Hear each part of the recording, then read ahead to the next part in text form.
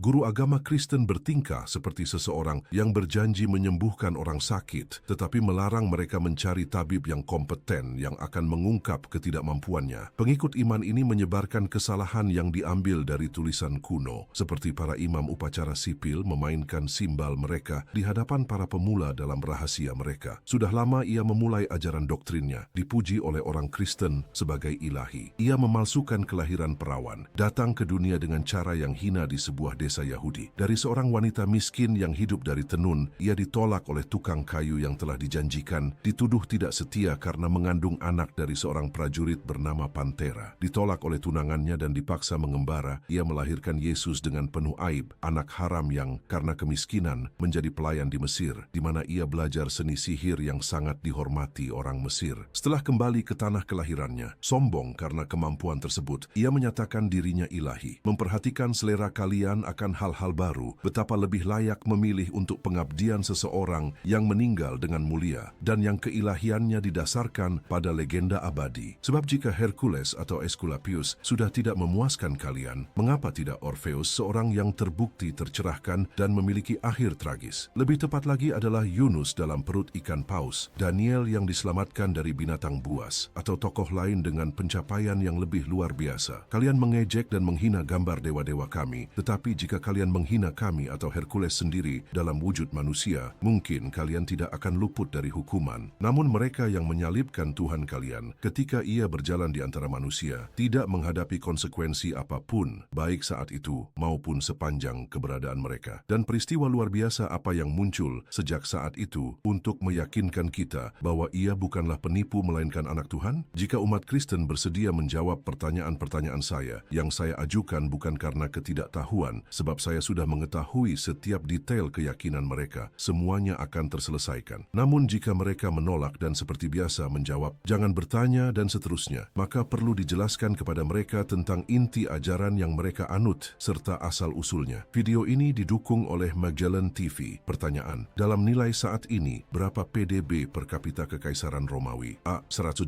B. $1,000, atau C. $10,000? Benar, jawabannya adalah B. Perkiraannya berkisar antara 900 hingga 1000.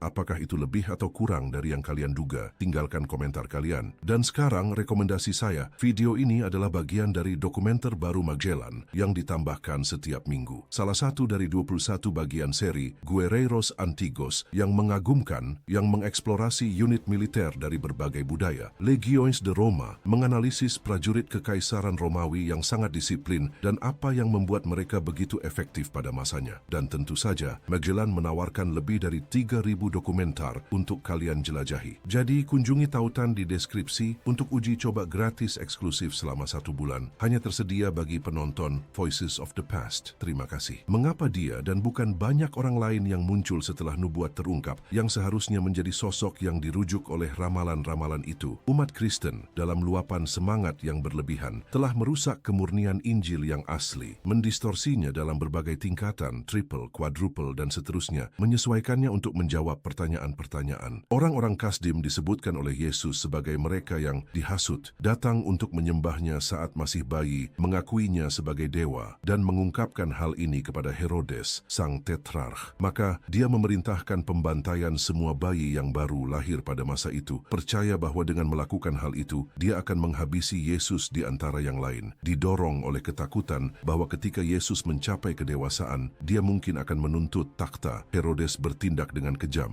Namun, jika tujuannya adalah untuk mencegah pemerintahannya di masa depan, mengapa ketika Yesus mencapai usia dewasa, dia tidak mengambil alih kekuasaan? Sebaliknya, anak Allah itu mengembara dalam kondisi yang hina, bersembunyi karena takut, menjalani kehidupan yang mengembara dan serba kekurangan. Dia mengumpulkan 10 atau 11 orang yang bereputasi buruk, yang paling hina di antara para pemungut cukai dan nelayan, bahkan tidak terdidik dalam dasar-dasar pengetahuan. Yesus berkelana dari satu tempat ke tempat lain, menghidupi diri dengan cara yang tidak pantas dan memalukan. Haruskah kita percaya bahwa penyembuhan-penyembuhan itu, kebangkitan atau pergandaan roti dengan sisa yang berlimpah, serta banyak lagi kisah-kisah ajaib lainnya, benar-benar karyanya? Prestasi-prestasi semacam itu tidak lebih dari tipu daya para penipu yang mengklaim kehebatan yang bahkan lebih menakjubkan, setara dengan trik-trik yang diajarkan oleh orang Mesir. Mereka di tengah keramaian umum untuk beberapa koin mengungkapkan rahasia mereka yang paling gelap, mengusir setan, menyembuhkan penyakit, memanggil arwah pahlawan, dan memamerkan jamuan mewah, meja dan hidangan ilusi, menghidupkan benda mati seolah-olah mereka memiliki nyawa, makhluk-makhluk yang tampak hidup tetapi tidak memiliki kehidupan yang sejati. Sejak itu, individu-individu seperti itu mengklaim mampu melakukan keajaiban-keajaiban tersebut. Apakah ini mengharuskan kita menganggap mereka sebagai anak-anak Tuhan? Namun, betapa banyak lainnya yang melakukan tipu muslihat ini untuk menipu orang-orang yang mudah percaya, menguntungkan diri mereka sendiri dengan kepalsuan. Atau mungkin Anda menganggap bahwa narasi orang lain hanyalah mitos, sementara wahyu Anda sendiri, akhir yang ajaib dari drama Anda dalam suara salib saat menghembuskan napas terakhir dalam kegelapan dan gempa bumi tidak dapat disangkal. Tetapi ketika setelah kematian dia bangkit kembali, menunjukkan luka-luka siksaan, tangan yang ditembus paku, siapa yang benar-benar menyaksikannya? Seorang wanita dalam keadaan delusi, seperti yang Anda akui sendiri, dan mungkin satu atau dua orang lagi, barangkali kaki tangan dalam penipuan yang sama, atau yang paling masuk akal, seseorang yang ingin membuat orang lain takjub dengan keajaiban seperti itu. Tuhan yang sejati tidak akan pernah melarikan diri atau membiarkan dirinya di penjara, apalagi dikhianati dan ditinggalkan oleh pengikutnya sendiri. Murid-murid Yesus tanpa bukti yang tak terbantahkan menciptakan legenda bahwa dia telah meramalkan semuanya sebelum terjadi. Tetapi bagaimana mungkin mempercayai bahwa Yesus telah melihat peristiwa-peristiwa ini sebelumnya, dan bagaimana mayat bisa menjadi abadi? Tuhan, roh, atau manusia bijak manapun yang meramalkan kehancurannya sendiri tidak akan menghindarinya jika bisa. Jika dia sendiri dengan sadar menerima takdir yang sudah diketahuinya sebelumnya, bagaimana menjelaskan kebodohan seperti itu? Mengapa, jika Yesus telah menyingkap pengkhianat dan pendusta sebelumnya, mereka tidak gemetar di hadapannya seperti di hadapan Tuhan, menghindari yang satu dari pengkhianatan dan yang lain dari sumpah palsu? Kemudian, mereka yang pernah menjadi teman sejawatnya semasa hidup, yang mendengar ajarannya dan menerimanya sebagai murid, ketika menyaksikannya mengalami siksaan dan kematian, tidak ikut binasa bersamanya, tidak pula demi dirinya, apalagi sampai terjerumus meremehkan penyiksaan itu. Sebaliknya, mereka justru menyangkal status sebagai pengikutnya, sedangkan kalian hari ini bersedia mati demi dirinya. Yudaisme, dari mana kekristenan berasal, memiliki akar yang barbar. Memang diakui bahwa mereka berjasa menemukan beberapa kebenaran doktrinal, tetapi bangsa Yunani melampaui semua yang lain dalam kemampuan menganalisis, mendasari, dan menerapkan temuan-temuan dari bangsa-bangsa yang dianggap tak berbudaya. Orang-orang Yahudi hidup dalam kegelapan di sebuah sudut Palestina adalah bangsa yang buta huruf, tak menyadari bahwa persoalan-persoalan ini sudah dibahas berabad-abad sebelumnya oleh Hesiodos dan banyak tokoh tercerahkan lainnya. Mereka pun menciptakan narasi-narasi absurd dan hambar tentang seorang manusia yang dibentuk oleh tangan Tuhan, menerima hembusan nafas kehidupan, seorang perempuan yang diciptakan dari sisinya, perintah-perintah ilahi yang dikeluarkan, serta seekor ular yang menentangnya, berhasil mengalahkan dekrit Tuhan sendiri. Mereka menceritakan dongeng-dongeng yang pantas untuk nenek-nenek pikun ini, menggambarkan Tuhan secara memalukan sebagai makhluk yang tak berdaya sejak awal, bahkan tak mampu meyakinkan satu ciptaan yang dibentuknya sendiri. Selanjutnya, mereka menyebutkan air bah dan sebuah bahtera raksasa menampung segala sesuatu, dengan seekor merpati dan seekor gagak sebagai utusan, mengubah-ubah kisah Deukalion tanpa pertimbangan. Agaknya mereka tidak menduga bahwa absurditas semacam ini akan terungkap, mengira hanya menciptakan cerita-cerita kecil untuk anak-anak. Orang-orang Yahudi dan Kristen yang lebih bijak berusaha dengan cara tertentu memberikan makna alegoris pada kisah-kisah ini, meskipun banyak di antaranya tidak cocok untuk ditafsirkan demikian dan justru terlihat sebagai rekaan yang terang-terangan absurd. Hal pertama yang mengagumkan tentang orang Yahudi adalah bahwa meskipun mereka menyembah langit dan para malaikat yang menghuninya, mereka meremehkan dan mengabaikan bagian-bagiannya yang paling mulia dan perkasa seperti matahari, bulan, dan benda-benda langit lainnya, baik bintang tetap maupun planet, seolah-olah keseluruhan itu bisa menjadi ilahi, sementara bagian-bagiannya tetap profan. Juga tidak penting apakah kita menyebut makhluk tertinggi sebagai Zeus, Zen, Adonai, Saboa, Amuan, seperti orang Mesir, atau Papayas, sebagaimana disukai oleh orang Skitia. Aku ragu bagaimanapun bahwa mereka menikmati perkenan ilahi lebih dari yang lain, atau bahwa mereka terutama dicintai oleh Tuhan, apalagi bahwa malaikat dikirim kepada mereka dari surga seolah-olah mereka terpilih untuk mendiami tanah yang penuh berkah. Selain itu, kosmogoni mereka tidak masuk akal, dan kisah penciptaan manusia hampir menggelikan. Siapa tahu Musa mungkin menulis bagian-bagian tersebut tanpa keseriusan, dengan nada yang sama seperti para penyair komedi kuno yang bersenda gurau saat menceritakan petualangan Protus, Slu Bellerophon atau Pegasus yang lahir di Arkadia. Musa dan para nabi, penulis kitab suci kita, sama sekali tidak tahu tentang alam dunia dan manusia, merajut jaring omong kosong. Yang paling bodoh dari semuanya adalah pembagian penciptaan ke dalam hari-hari ketika hari bahkan belum ada. Sebab jika langit belum diciptakan, bumi pun belum terbentuk, dan matahari belum berputar, bagaimana bisa ada hari? Dan setelah melakukan begitu banyak pada hari pertama, melanjutkan dengan karya yang lebih besar lagi pada hari kedua, ketiga, keempat, kelima, dan keenam, lalu lelah seperti pekerja yang malas, perlu beristirahat. Pada awalnya orang Kristen jumlahnya sedikit dan memiliki keyakinan yang sama, tetapi ketika mereka bertambah banyak,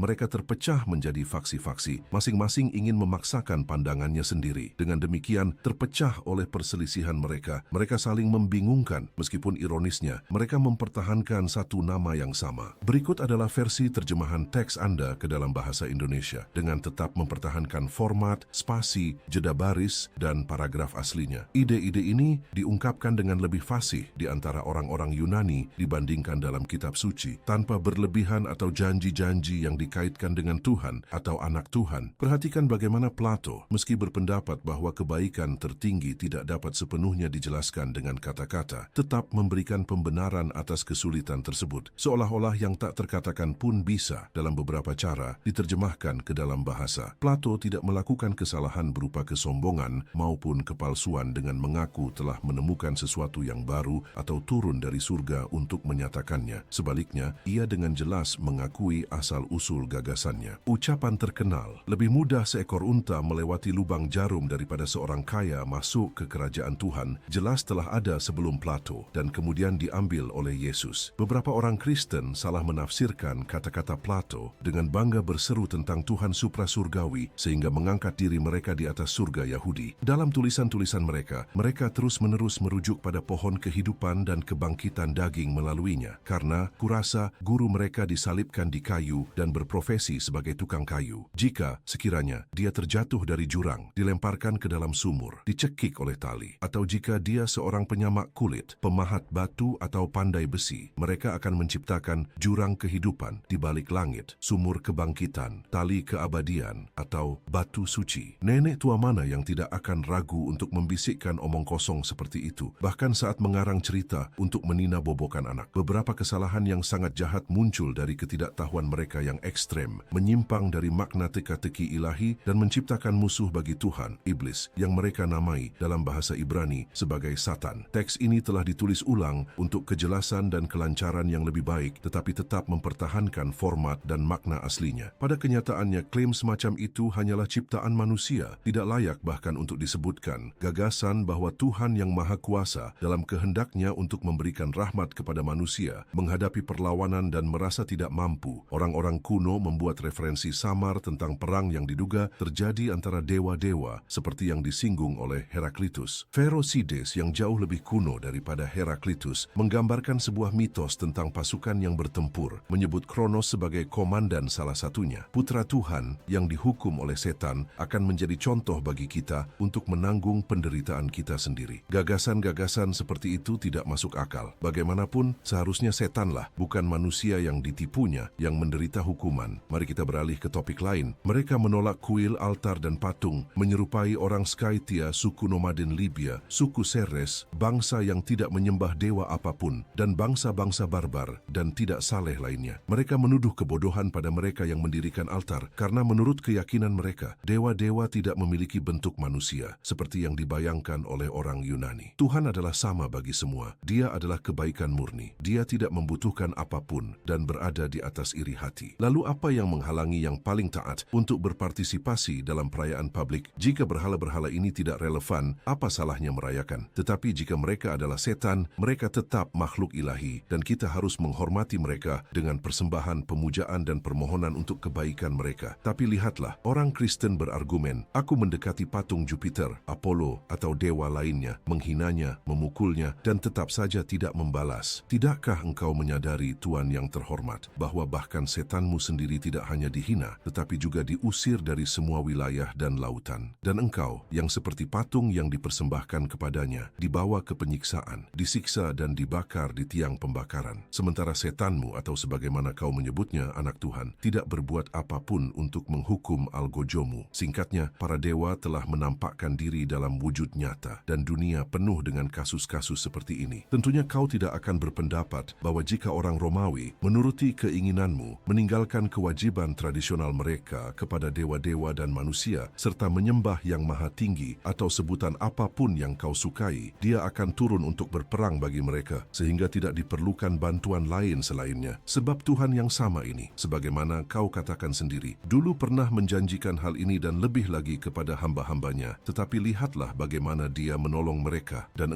mereka jauh dari menguasai dunia, bahkan tidak memiliki sejengkal tanah atau rumah. Sedangkan kalian, jika ada di antara kalian yang berdosa, meski dalam kesembunyian, akan diburu dan dihukum mati. Sungguh tidak masuk akal jika kau bersikeras bahwa jika penguasa kita saat ini, dengan mengadopsi keyakinanmu, ditangkap musuh, kalian masih bisa meyakinkan penerus mereka, lalu yang datang setelahnya, dan seterusnya, hingga akhirnya, ketika semua yang menyerah pada bujukanmu telah ditawan, akan muncul seorang pemimpin bijak yang mampu melihat masa depan, dan akan membasmi kalian sepenuhnya sebelum binasa. Seandainya semua bangsa di Asia, Eropa, dan Libya, Yunani maupun barbar hingga ke ujung bumi, dapat tunduk pada satu hukum saja. Siapa yang mempercayai ini sebagai kenyataan, sama sekali tidak mengenal kebenaran.